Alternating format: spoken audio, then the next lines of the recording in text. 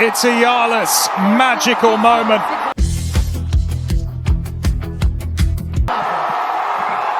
The moment she has dreamt of.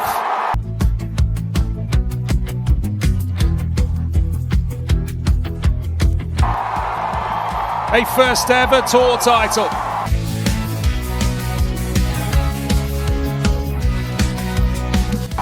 Delivered in DC.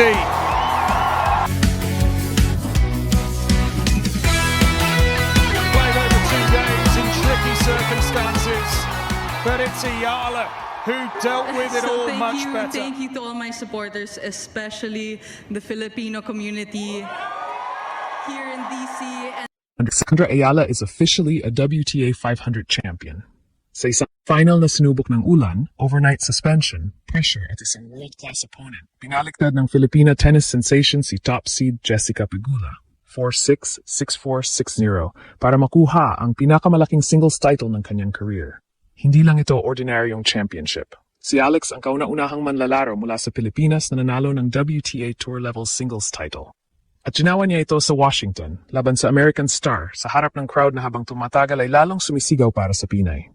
Nakuha ni Pegula ang opening set, 6-4. Dahil sa tuloy-tuloy na ulan, nahinto ang laban habang lamang si Alex, 2-1 sa second set.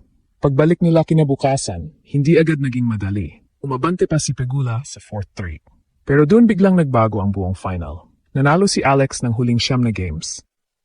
3 para agawin ang second set at 6 na sunod para i-bagel ang world number 3 sa deciding set.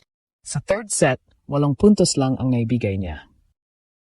Pagkatapos ng 1 hour and 45 minutes of playing time, bumagsak ang depensa ni Pegula at tumayo ang bagong reyna ng Washington, Alexandra Ayala, kampeon ng Mubadala DC Open. Incredible tennis. Thank you. You beat the number 3-2-1 seed, Olympic champion, defending champion.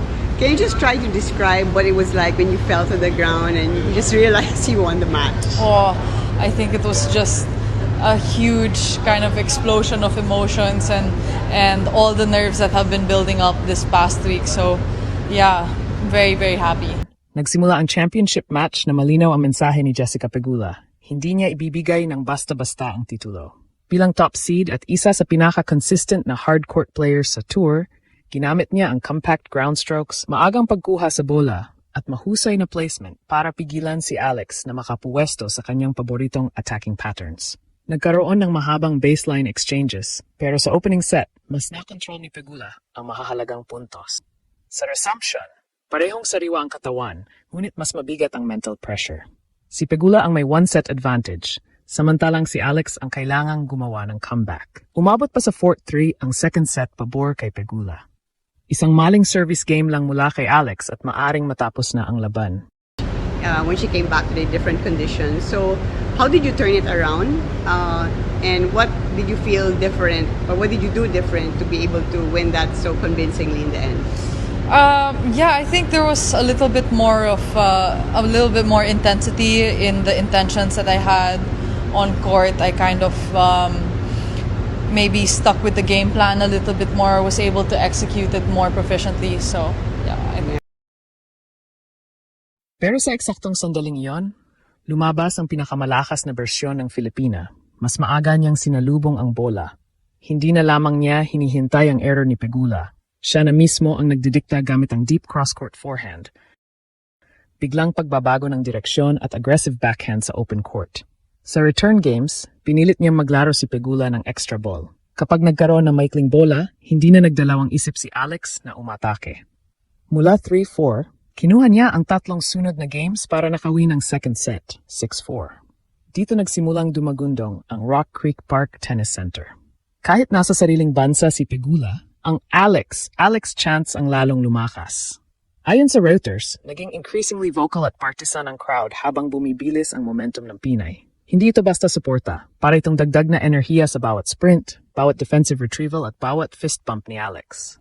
Pagpasok ng deciding set, parang nawala ang lahat ng bigat sa balikat ni Alex. Samantala, si Pegula ay nagsimulang maipit sa bilis ng rallies at sa tuloy-tuloy na pressure sa kanyang service games. Nag-break agad si Alex. Sumunod ang matibay na hold. Nag-break na naman. Habang lumalaki ang lamang, lalong tumapang ang shot selection niya. Hindi reckless ang aggression, Controlled, calculated at punong-puno ng conviction. So did you ever think you would win this trophy at this stage of your career? No, like I said, it kind of these weeks creep up on you, and I think I've handled the situations and the obstacles that have come this week very well, so I'm really proud of that. Ang mas mahalaga, hindi siya nawala ng kontrol. Ang emosyon ay ginamit niyang gasolina, hindi distraksyon. At mula ron, wala nang nakapigil. 6 na games, sunod-sunod. Sa official WTA report, 8 puntos lamang ang nawala kay Alex sa buong third set. Ang world number 3, na kilala sa pagiging matatag at mahirap i-breakdown, ay na-0 sa deciding set. Nang makuha ni Alex ang huling game, natapos ang isang championship comeback na nagsimula sa 4-6 at nagtapos sa isang nakabibinging 6-0. Kapag tiningnan ng numbers, makikita kung bakit hindi tsamba ang panalo. Nanalo si Alex ng 80 total points, kumpara sa 61 ni Pegula, at nakakuha siya ng 16 games laban sa 10 ng American. Mas mahalaga, kinonvert niya ang 5 sa 9 na breakpoint opportunities, habang 2 lamang sa 3 ang nakuha ni Pegula. 0 aces si Alex at may 3 double faults, samantalang may 4 na aces at isang double fault si Pegula. Pero hindi iyon ang nagdesisyon sa final. Ang tunay na difference ay ang kalidad ng unang serve ni Alex. Nanalo siya sa 38 sa 45 first serve points o 84.4%. Ibig sabihin, kapag pumasok ang kanyang first serve, halos hindi siya magalaw. Ito rin ang pinakamalinaw na larawan ng kanyang mental growth sa mismong match. Natalo siya sa first set. Naputol ang laro dahil sa ulan. Pagbalik, napunta pa siya sa 3-4 deficit sa second set. I mean, as much as anyone would want a win, this is my first title. I have a crack at a WTA 500. You gotta go for it, right? Yeah. And the Ngunit sa halip na magmadali, isa-isa niyang inayos ang problema. Mas malalim na returns, mas maagang contact, mas matapang na change of direction, at mas disiplinadong pagpili kung kailan atake. Ang resulta, 9 na sunod na games at isang deciding set bagel laban sa top seed. Bago ang final, sinabi ni Alex, "I'm in the final for a reason. I just have to trust myself." Yun mismo ang ginawa niya nang nakatalikod niya siya sa pader. Si Pegula naman ay nagsabing, "Alex, I'm a big fan of hers. She's the future of the tour, and she's already here." Pagkatapos ng final, mas lalong bumigat ang mga salitang iyon. Hindi na lamang future star si Alex. Champion na siya ngayon sa WTA 500 level. Sa post-match reporting, inilarawang emosyonal si Alex habang inialay ang tagumpay sa mga kababayan at umaasang simula pa lamang ito ng mas marami pang titulo. Samantala, mabilis na kumalat sa official WTA platforms ang 5-minute and 35-second match highlight. Habang ang winning score at historic first title ang naging sentro ng reactions online. Pero ang pinakamalaking mensahe ng laban ay nasa paraan ng kanyang pagkapanalo. Hindi niya dinaan sa isang lucky break. Hindi siya umasa sa injury o retirement ng kalaban. Tinalo niya si Pegula sa full 3-set final matapos mawala ang opening set at matapos harapin ang kakaibang 2-day interruption. Sa pinaka-importanting bahagi, mas matatag ang serve niya, mas matapang ang return niya, at mas buo ang loob niya. Kaya ngayong gabi, pwedeng sabihin ng walang pag-aalinlangan. May Filipina WTA Tour singles champion na.